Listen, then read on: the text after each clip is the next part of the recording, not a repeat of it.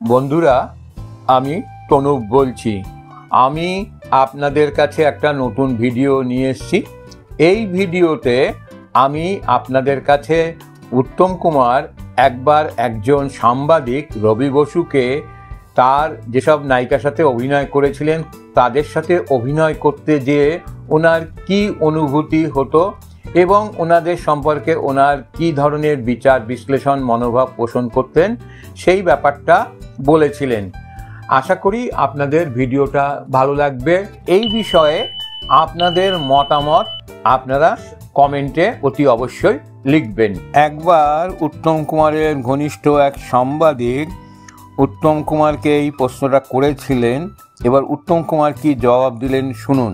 সাংবাদিক বলছেন, উত্তম সুচিত্র অভিনীত বেশ কয়েকটি ছবি দেখতে দেখতে ওনার মনে হয়েছে অভিনয়ের সময় আপনাদের দুজনের মধ্যে যেন একটা প্রতিযোগিতা চলে, একে অন্যকে মেরে বেরিয়ে যাবার চেষ্টা।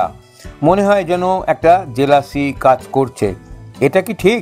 কথাটা শুনে উত্তমবাবু বললেন, জেলাসি শব্দটা ব্যবহার করবেন না, তাতে আমাদের দুজনকেই ছোট করা হয়।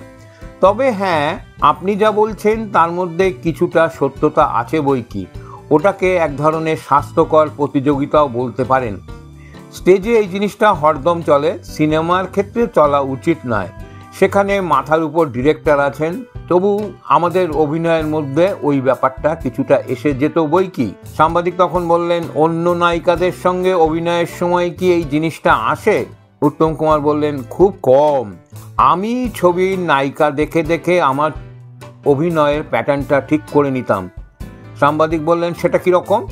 উত্তম কুমার বললেন, ধরুন কোনো ছবিতে আমার নায়িকা অরুন্ধতী মুখার্জি, তা ওর সঙ্গে অভিনয়ের সময় আমি আমার অভিনয়ের মধ্যে কিছুটা ইন্টেলেকচুয়াল ফ্লেভার আনার চেষ্টা করতাম।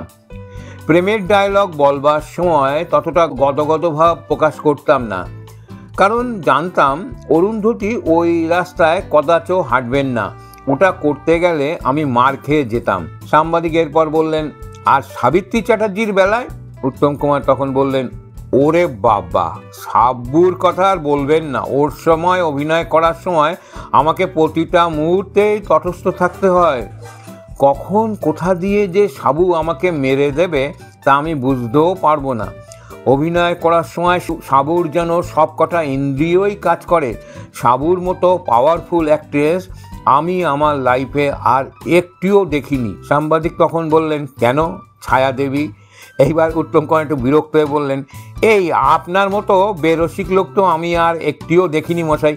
হচ্ছে আমার নায়িকাদের কথা, আর আপনি তার মধ্যে ছায়া দেবীকে টেনে নিয়ে এলেন। সাংবাদিক তখন বললেন, ঠিক আছে, তাহলে আপনি যার সঙ্গে সবচেয়ে বেশি ছবিতে নায়ক হয়েছেন সেই সুপ্রিয়া দেবীর কথা বলুন।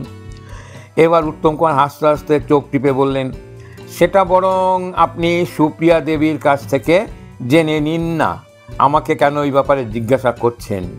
বলা বাহুল্য, উত্তম কুমারের সুপ্রিয়া দেবীর কথা বললেন এই জন্যে, সুপ্রিয়া দেবীর সাথে ওই সাংবাদিকের বেশ ঘনিষ্ঠতা ছিল, সেই জন্যেই উনি এই কথাটা বললেন। যা হোক, শুনলেন তো ঘটনাটা বা গল্পটা। যেটা আপনাদের মনে হয় আপনারা সেটা লিখে জানাবেন এবং একটু চ্যানেলটাকে সাবস্ক্রাইবও করে দেবেন ও লাইক ও শেয়ার করে দেবেন। নমস্কার।